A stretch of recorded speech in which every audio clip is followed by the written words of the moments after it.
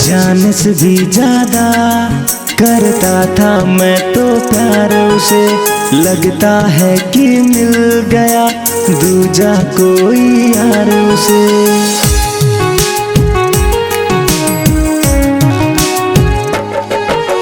जान से भी ज्यादा करता था मैं तो प्यार उसे, लगता है कि मिल गया दूजा कोई यार उसे।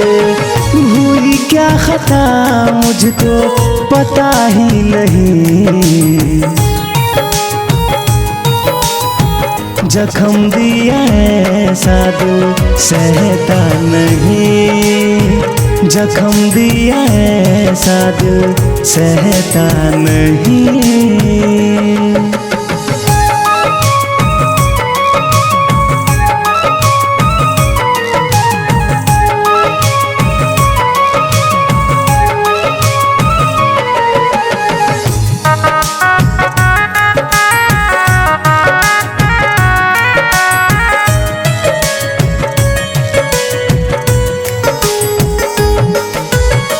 प्यार वाली बाग में वो आग को लगा गई, कितनी आसानी से वो हमको भुला गई।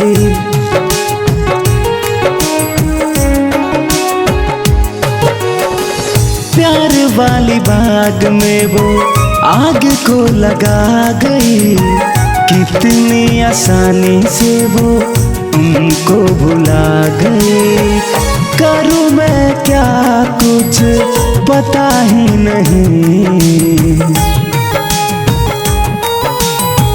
जख्म दिया ऐसा दिल सहता नहीं, जख्म दिया ऐसा दिल सहता नहीं।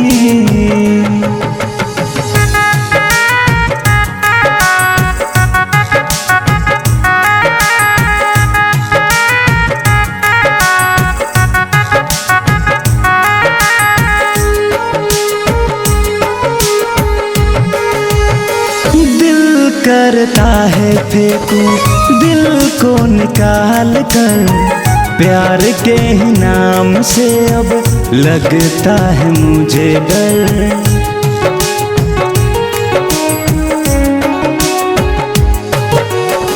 दिल करता है फेंकूं दिल को निकाल कर, प्यार के ही नाम से अब लगता है मुझे डर। उसके बिना दिल लगता नहीं, जख्म दिया ऐसा दिल सहता नहीं, जख्म दिया ऐसा दिल सहता नहीं।